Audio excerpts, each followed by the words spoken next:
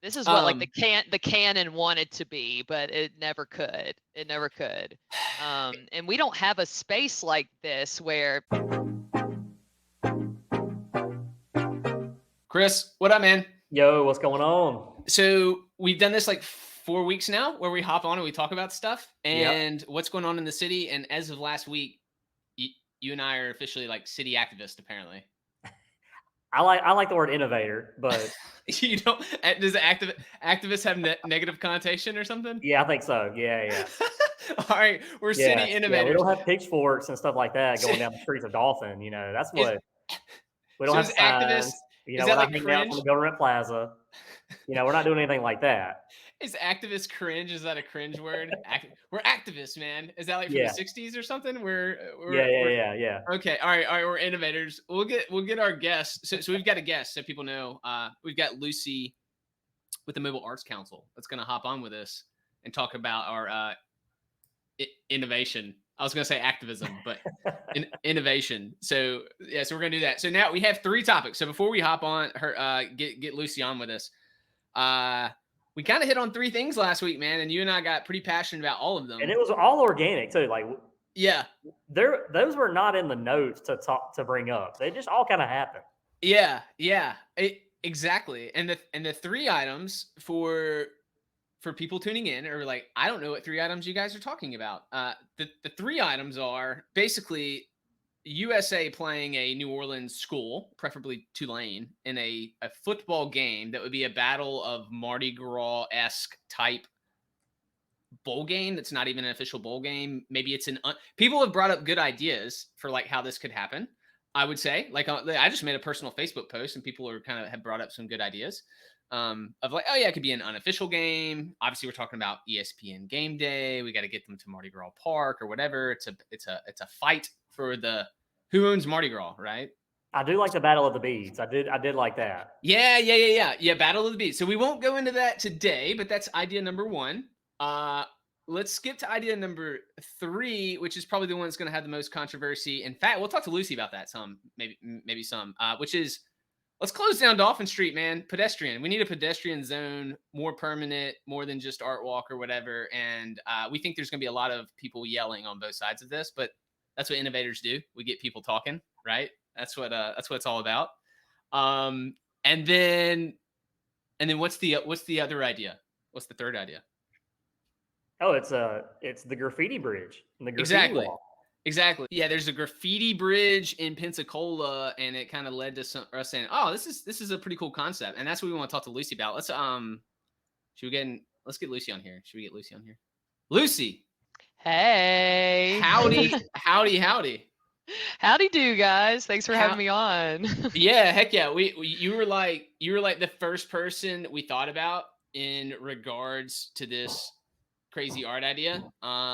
Mainly, hold on, just for everyone, I always have to do this. Let me show this. She doesn't know I'm doing this. We got the shower hair master because Lucy herself is an artist at heart. Chris, did you know that Lucy made this cool stuff? I don't know if you knew this. I did.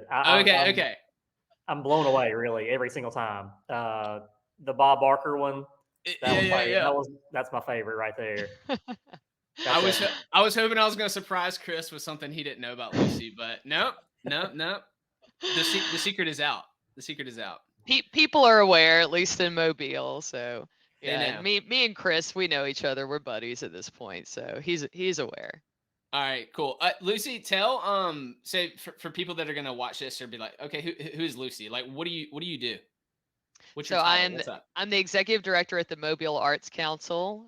We're based in downtown Mobile. We work to bring accessibility to the arts for the community at large. We have a community gallery. We partner with the city and Art Walk. We do a lot of public art initiatives, lots of things related to today's topic. Exactly. And actually, before we get to Graffiti Bridge, I don't want to forget about it. Y'all have a super cool event called the Throwdown. Is that correct? That's the name, right? That is correct. I can't believe this is the 11th annual.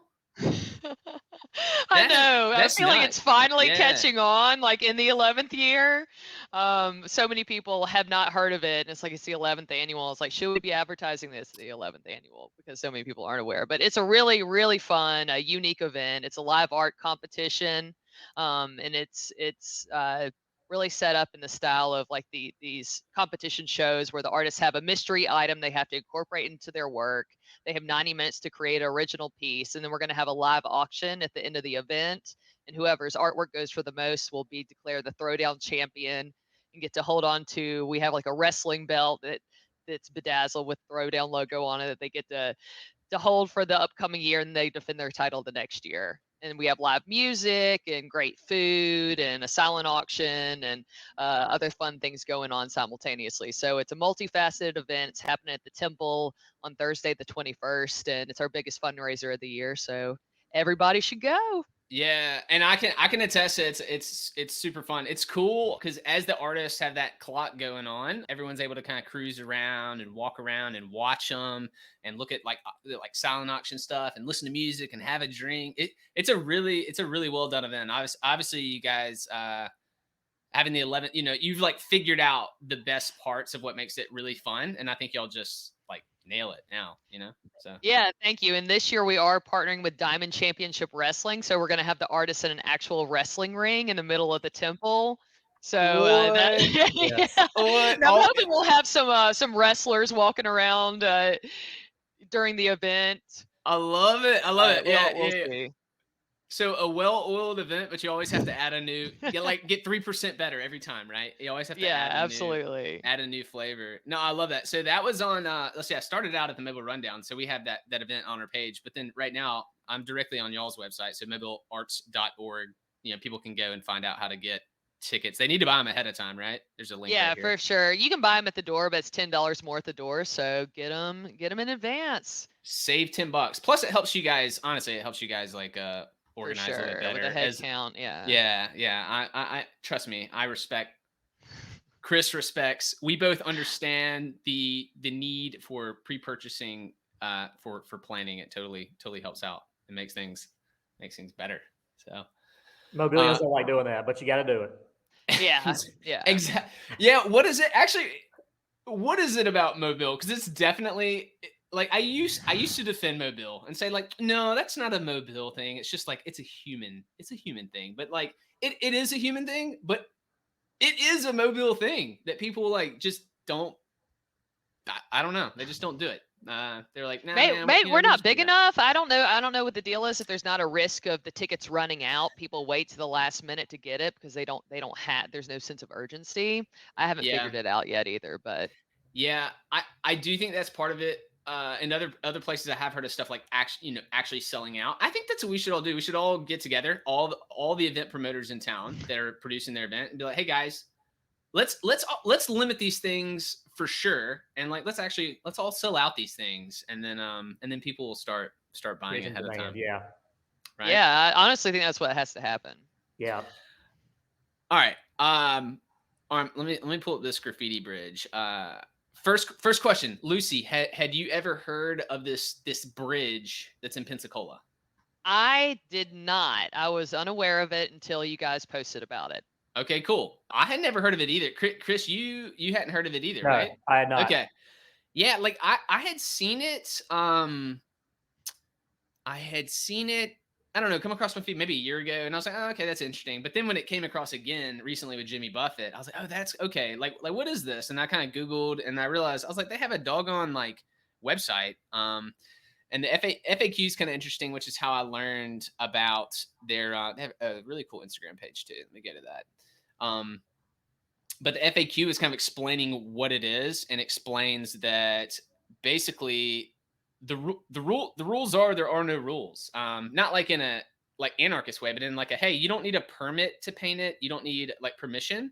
You paint it.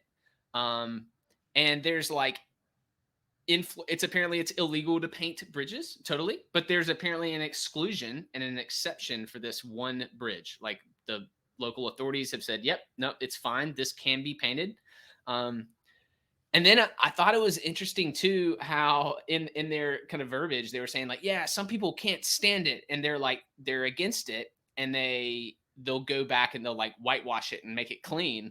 And on the website they're like, but this is beautiful because it creates a fresh canvas for the next people to come in and make a creation. And I was like, oh man, that's an interesting concept, you know? This is what like the canon wanted to be, but it never could. It never could. And we don't have a space like this where, because that's the issues with bridges is safety. You know, Yeah. like I know like online the comments that people posted about possible locations, and there's that bridge on Old Shell near Sage, but it doesn't have this type of layout where you have these large flat panels on either side. You would be putting yourself in, potential danger by being so close to the road if you're going to get the larger area near the street. So Yep. where could we have something like that where it wouldn't be a safety hazard? Exactly. Chris, did you like that railroad crossing was also the first thing that popped in my head, but Yeah. I'm like, okay, yeah, it matches what the graffiti bridge is, but I'm like, probably not the best idea. Like, right? Even I would be is it activist? Am I not saying activist? I'm sorry. Like, Lucy, should we say innovator or active? I don't know. Is activism negative? I understand that it can be seen that way. Like Okay. Chris mentioned, like, Okay, it's too much. protesting and whatnot. I don't see it as a negative term, but I Okay. understand wanting to distance yourself from that. Okay. I can get behind innovator, Chris. I can get behind it. City innovators. Okay, so even I though would be against like that specific bridge. I'd be like, hey, this is I'm all about this project and figuring this out, but absolutely I would not support doing it there personally. Yeah, it's a great location. I rode by there this week, and yeah, the road is. I mean, there's no space for an artist right there at all. I mean, the road is right there beside the bridge. And like if what we're like talking about, if it came to light and it is anyone can do anything like that, I don't know, some may be beautiful but some may be like funky and weird and like not, it may be beginners, it may be like kids and from like elementary school or something that I don't know, it's a little messy or whatever. So like in my mind, I'm like, it almost needs to be a standalone like spot that people have to go to. It's almost like location. Yeah, not that's entrenched in residential area where it's like on some people's, every single day trek where they're constantly seeing it and don't have a choice to get away from it. Yeah, I think it needs to have some distance from residential area for sure. So, okay, director of the Arts Council, question: is this a good idea in general to you, or are we just crazy? I love it because obviously there's a community desire for something like that. As I mentioned earlier, the canon was kind of used in that way, but it was unsuccessful because you had to get permissions for it. If someone didn't like it and they graffitied over it, there's such a process involved with, you have to get the permit, you have to have the police there, you have to pay to get it done. So it did not work. People complained. The city had to deal with all the feedback from that. So figuring out a solution where something like this could exist, but it does not have to have the control of the city. It's a great thing and the community here wants it. But as far as the location for it, graffiti and street art has always had an association with like skateboarding. And I'm sure you guys saw that the city did a competition to have a graffiti artist do the new ramps at the skate park. But something like that, like a standalone wall that's near the skate park could be a cool thing that people change periodically. I know there are some walls downtown that are already kind of used for graffiti. I'm not going to mention the building owners, but there are a couple of spaces off Dauphin in between Lawrence and Franklin Street that already don a good bit of graffiti and street art. But yeah, if there could be a location, and it could even be like a cinder block wall constructed that people paint on and change at their own whim. That's a good idea, because like, yeah, what does it cost to just even I mean, like in my mind, I'm like free 99, baby. Like find a building that the owner's like, hey, we love the idea, we love the concept, literally create maybe a plaque with like, here's how this works. Just, like literally like a couple $100 investment into this, and I'm like, sweet. And then we let people know this is where it's at, and then you get it going. But like, you're right, to build a standalone wall is totally possible. I hadn't even thought about that. And like, yeah, what does a wall cost? Probably get somebody to donate building a wall that's approved. Yeah, I have no idea, but all you would need is cinder blocks, really, you know. So it wouldn't be particularly expensive, but the location is the hang up. Where would it go? And I'm really not sure. I know downtown with the buildings, especially, they have very specific code for what is allowed and what isn't allowed. And there are some things that are technically illegal because you're not allowed to paint on the front of a building, only on the side of the buildings within that area. And yeah, I'm not sure where you could do it if you wanted to do a building if it were downtown. I know that's where the majority of the art is, and that's what people think of for, you know, first and foremost for public art projects. Is the graffiti wall that's downtown, the one behind the cathedral on Dolphin, I mean, is that illegal technically? Yes. Okay. So that couldn't be an option. No, not according to the rules. You're supposed to get everything approved ahead of time. Yeah, you have to submit paperwork. You have to submit a mock-up of your design, and then there's like an architectural review board that is supposed to approve everything ahead of time. And there are a few projects that have gone through that are technically illegal that have been around for many, many years and are great.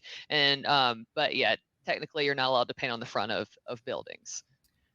Got it. Yeah, I was kind of wondering I had no idea, like the downtown process to get it. And is that a downtown in the business district like thing that's like different than the rest of the city? Yeah. Okay. I think it's specific to downtown. There are different regulations than the rest of the city. Got it. That makes it so you're not supposed to paint the front. It's the side, but they have to be approved beforehand. Yes. So does that currently put a squash in this idea if it's in the CBD without approval from those powers? Yeah, if you're wanting to do it on a building, then yes. Got it. Okay. I don't know. My brain's just. All right. So what if you took this idea to, like I said, the cinder block wall, and you created it at a public park? So the skate park is a good place. I think that'd be an ideal place, really. It's a cool idea. Could you partner with the city? Could you partner with maybe, local groups like Leadership Mobile? I know they're always doing something. There's always an art project, usually that they do every year. Is that something that we could get the ball rolling? Good idea. In that way. Yeah. And especially like Youth Leadership Mobile, I think would be particularly interested. They had Sarah Beth Bexley did that big Mobile mural on the backside of Moe's, and the younger group is always very interested in doing arts related projects. So Chris Gibson loves the arts community, and she loves a creative prompt. So we could toss this their way and see what they think. All right, I like it. Do you want to be on our team for this innovation? Are you willing to assist in the connection of that? Because I wrote down Chris Gibson, and I was like, oh yeah, cool. But like, hey, we want you to get the credit for this. We're not looking for any credit for these ideas. We just want to see cool things happen, and we want you to be like, hey, here, check out what the Mobile Arts Council did. Some weird guys had this idea, just like elbow us out of the way. If you want to help, like, we're all about it. Not trying to put too much on your plate either. Not trying to overload you. Okay, it's all right. I'm used to it. Are there any policies that would hinder that legally? Not that I'm aware of. I know the only hang up as far as having something like that in a park would be the fear of something inappropriate, or that the city doesn't like being put on a wall. That would be the hang up. Yeah. That's a good point. And that's a fair point. That's like what I think comes with allowing people, like literally allowing people to do stuff. But people already could tag anything that they want without permission whatsoever. It's just not allowed, right? Like I would argue that's the only difference. That if someone wants to write something inappropriate or draw something inappropriate, and who decides what that is, I don't know. I'm not really sure. That's probably another political thing we have to figure out. Like who's the policer, right? But really, anyone could say, hey, like, cool, we're gonna whitewash this and start fresh. And I think if that's like a part of the spirit of what it is, and that's like clear that like, hey, it's okay, whatever you put up here isn't even made to last. Like, make sure, like, get photos, and then yeah, maybe a page is started for it, or maybe people just share it on their own personal, like, whatever, like, create art, take a picture, and then if it disappears, that's okay. Like, Yeah. Yeah, I mean, it's you like look at the Jimmy Buffett over in of the Graffiti Bridge in Pensacola. Look how many different murals have been come up, graffiti art, since Jimmy Buffett died. You know, you showed like 3 or 4 since then. So it's getting turned over very quickly. So, you know, And if it that's the was beauty something, of social media, you know, because you can do something and put a lot of effort into it, and it's not doesn't feel like it's wasted because it lives on this account, you know, yeah, indefinitely. Yeah, exactly. Man, this is an interesting, the new idea about the skate park. How did that go? How did that go with the city? I do recall seeing them saying like, "Hey, if you're an artist, reach out," or whatever. Like, did that go well? Did that get like Yeah, submissions and stuff? yeah. Okay. They got some great submissions, and I know one of the artists I personally know and am friends with, D'Anthony Delaney, was one of the selected artists. He was working with another guy too, and they have a lot of experience doing that style artwork. And I don't know the status of whether things have actually been painted yet or not. I don't skate, and I've been meaning to go and just hang out and watch people skate because I do enjoy that. So I need to go over there and see how it's going. I might all put right. my Another roller question: do we skates. have enough artists who would be interested in doing something like this if it were available? Yeah, and like I mentioned, I mean, there's a community desire for it, just to advertise, you know, different things that are coming up, different, um, you know, like you were saying, like activism of sorts, you know, Innovation, yeah, innovation. yeah.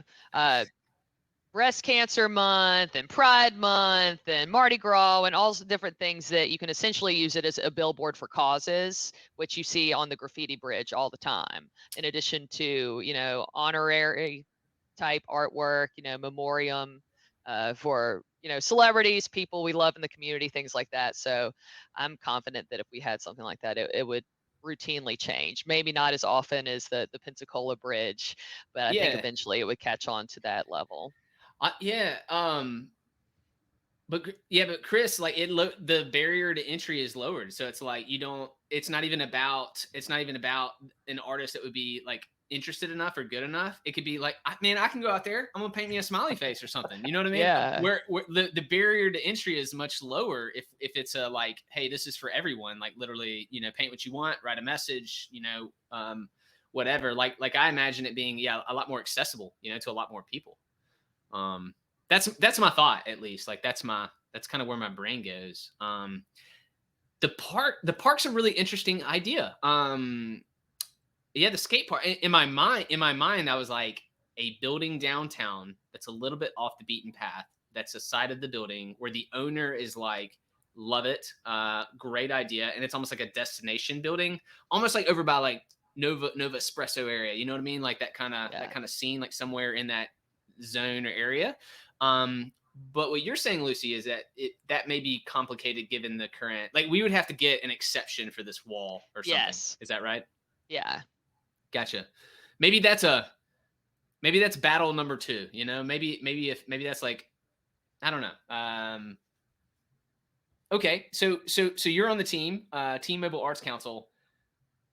Would would what would your vote be for, to try to explore the idea at the skate park and like build a wall, or find an existing wall downtown and try to get an exception to this current rule? Like, what do you think? I would say existing wall downtown first, and if that wouldn't work, to explore Yes. the skate park idea. Yes. Okay, good. Because my heart was like it's like the downtown scene in my heart is like where this idea needs to live.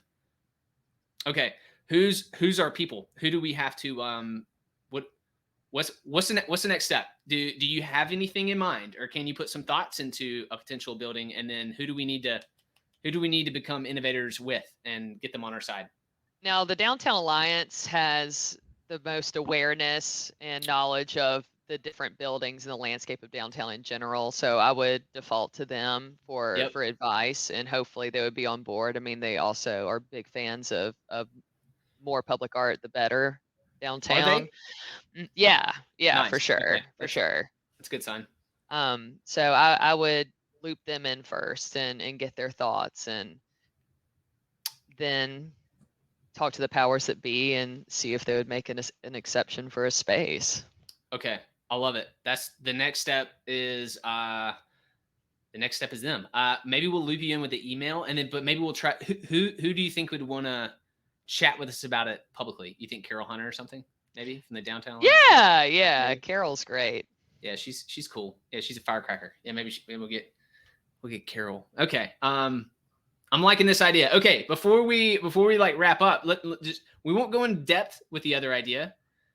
What do you think about closing off Lower Dauphin, at least a part of it, a little bit more permanently than we do now? How crazy are we? You're not crazy at all. I think it's a great idea. The thing I would want to know is from area businesses that get deliveries and things like that. The majority of the big trucks that I see when I'm downtown are not on Dauphin. They're usually parked on the side street. So I don't know how problematic it would be. That would be the only issue that I would see. And of course, people complain a lot about the lack of parking already. So removing more parking would make some people upset, but I think it would add a lot to the atmosphere of downtown. It's gonna get loud.